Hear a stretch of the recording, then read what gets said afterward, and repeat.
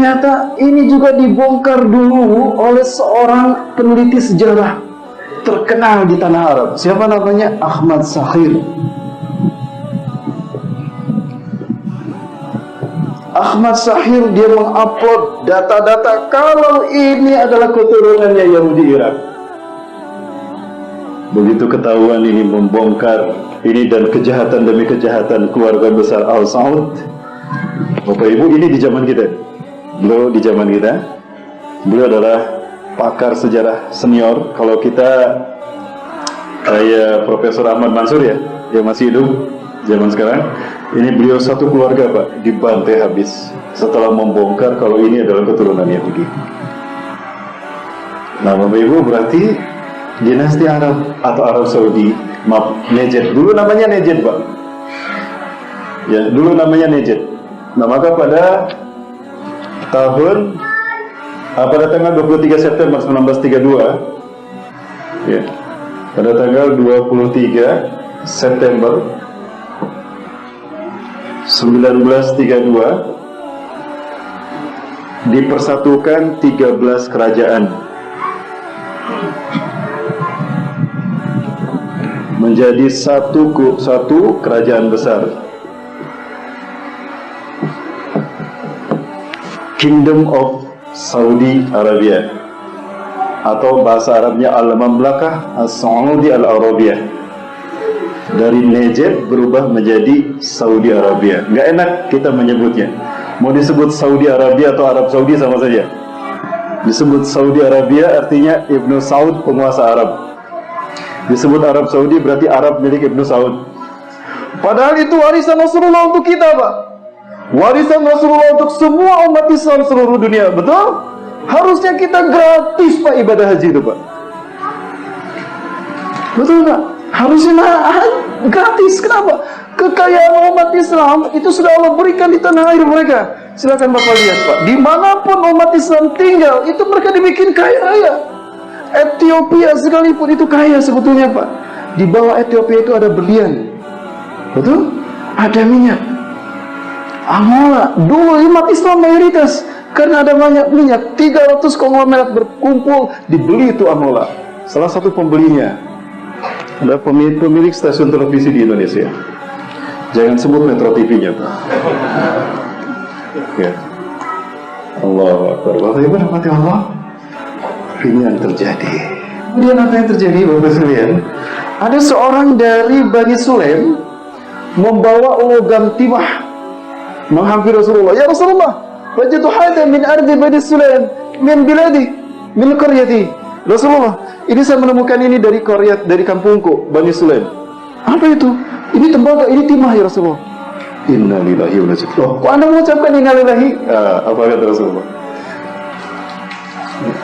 Sayuzhabul ma'adinu fi ardi Bani Sulaim, kata Rasulullah. Fi akhir zaman, ini tanda-tanda hari kiamat dan kehancuran Ibnu Saud. Di akhir zaman nanti akan digali barang tambang dari bumi Bani Sulaim, Arab Saudi sekarang. Wa yusharu ilaih syirarun nas, dan akan dikumpulkan di Arab Saudi ini seburuk-buruk manusia di muka bumi. Apa maksudnya, Rasulullah? Apa maksudnya? Ada data yang akurat, cuma data itu sekarang sudah tidak di tangan saya. Sepulang dari tadi tugas dakwah, ada peserta dari Sumatera yang baru pulang dari Afghanistan. Baru pulang dari Afghanistan itu membawa CD. CD-nya kita tonton. Luar biasa Pak. CD-nya itu wah luar biasa. Inilah CD yang ditakuti oleh Densus 88. CD yang ditakuti oleh BIN, terutama Pak Hendro Priyono, takut dengan CD ini. Makanya beliau menulis buku Khilafah versus Pancasila versus Khilafah. Betul? Seolah-olah dipertentangkan antara Pancasila dengan Islam. Ya, itu fitnah Pak. Demi Allah, saya sebagai umat Islam akan menuntut dia di hadapan Allah nanti di yaumul mahsyar. Di yaumul din, ya Allah, dia adalah orang yang telah mengikuti jejak Mustafa Kemal dia telah memfitnah kalau khilafah adalah ancaman umat manusia di dunia. Betul? Ganti, hapus ayat Quran tuh, surat Asy-Syura ayat ke-13. Dan hapus surat An-Nur ayat ke-55. Berani tidak Profesor Hendro Priyono? Aduh, saya sebut namanya. Punten Bapak Ibu keceletot saya. Bapak Ibu sekalian, punten ini saya menyampaikan ini, saya tidak mau membuat samar-samar Bapak Ibu, karena ini fitnah di tengah-tengah kita dan kita harus meluruskannya. Ancamannya neraka. Mustafa Kemal itu jasadnya tidak diterima di tengah Turki, dikuburkan tuh, besoknya muncul lagi jasadnya di atas. Bumi menolak jasadnya ditelan di atas. Bau busuk tersurat daripada jasadnya. Belum mati aja sudah busuk Pak, apalagi ketika mati. Penjaganya bilang kepada mufti Turki saat itu jasadnya Kangjeng Pangeran. Muncul lagi, dikubur lagi Pak, di situ dihalangi dengan besi, dicor besinya. Besoknya muncul lagi di atas, dan bau busuknya tidak kuat menyengat. Sampai orang itu pakai oksigen tuh, saking tidak kuat, petugasnya tuh pakai oksigen. Ya akhirnya bagaimana Bapak Ibu sekalian? Ya akhirnya ini disimpannya tidak di bumi tapi di atas gunung. Itu ada museum. Ya, di atas museum, di museum itulah disimpan jasadnya. Itu tidak ditanam di tanah tidak, tapi dibikin marmer, hanya nempel di atas marmer tadi dan disatukan marmernya dengan marmer yang menjadi peti jenazahnya. Jadi bumi tidak ada yang berminat. Nah, sekarang ternyata ada yang berminat untuk mengikuti jejak Mustafa Kemal. Saya doakan siapapun yang anti khilafah, kalau khilafah itu syariat Allah, silakan. Kalau khilafah ini bukan syariat Allah, buka Quran surat Al-Maidah ayat surat An-Nur ayat 55 dan surat Al-Baqarah ayat 30. Kemudian surat apa lagi? Surat Asy-Syura ayat 13. Betul apa yang dikatakan Allah. Kaburu 'alal musyrikina ma tad'uhum ilaih. Amat berat wahai Muhammad, dirasakan oleh orang-orang musyrik agama yang kamu dakwahkan. Jadi agama yang didakwakan Rasulullah itu terasa berat hanya oleh orang musyrik. Jadi ada yang berat, apabila ada yang berat dengan khilafah, hati-hati, ada kemusyrikan dalam hatinya. Allahu Akbar. Nah, ya takut marah kami, aduh. Baik, sampai mana tadi para ulama?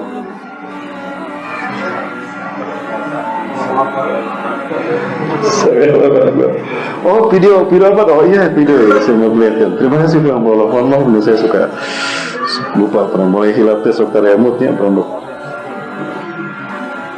Sebetulnya ada yang lebih daripada ini. Namun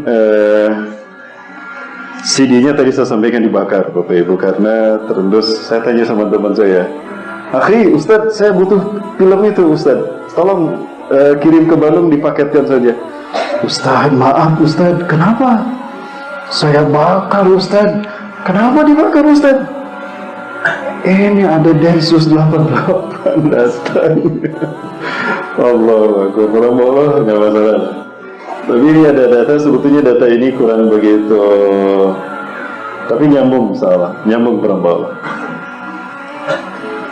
Demi Allah saya beritahu para sekalian, di saat keduanya cipika-cipiki, di saat keduanya menari seperti ini hari-hari besar Arab Saudi. Arab Saudi kalau sampai pada hari-hari besarnya, mereka ulang tahun dengan merayakan sword dance, tari pedang. Di saat beliau menari, raja ini saat itu belum menjadi raja, beliau masih putra mahkota, dan saat itu beliau menjadi gubernuriat. Siapa? George W. Bush mengirimkan pasukan ke Irak, membantai kaum muslimin di Irak, di Baghdad, di Fallujah, di Rabi'ah. Ratusan masjid dibantai. Ada filmnya di sini Pak. Di saat yang sama, pintar, dan mereka selalu begitu. Ketika mereka mengirimkan pasukan untuk membantai kaum muslimin dengan alasan terorisme, dia menari-nari dengan Raja Arab. Pantaskah Raja Arab melakukan hal itu? Sementara Raja Arab sendiri tahu kalau orang yang dia kaleng itu sedang membantai kaum muslimin, saudara-saudaranya di Palestina, di Irak, di Rabi'ah. Itu ratusan kaum muslimin dibantai, bahkan bayi Pak terkubur hidup-hidup di rumahnya. Saya ada filmnya di sini Pak. Saya tidak berbicara tanpa fakta. perbuatan ini dalam akidah tauhid al-wala wal bara sudah membatalkan keislamannya. Maka tidak salah kalau Syekh Abu Muhammad Al-Maqdisi dari Palestina belum mengatakan kalau orang-orang pemimpin Arab ini sudah murtad, Pak. Nah, hal ini menggoncangkan istana Arab Saudi. Maka orang-orang Arab, rakyat Arab kecewa sama dinasti Ibnu Saud, sama raja-raja mereka. Maka keluarlah mosi tidak percaya. Galau tuh Pak, keluarga Ibnu Saud, takut kehilangan kekuasaan. Konsultasilah sama Yahudi dan Amerika. Apa jawaban Yahudi dan Amerika? Bikin gerakan dakwah yang bernama Salafi Wahabi.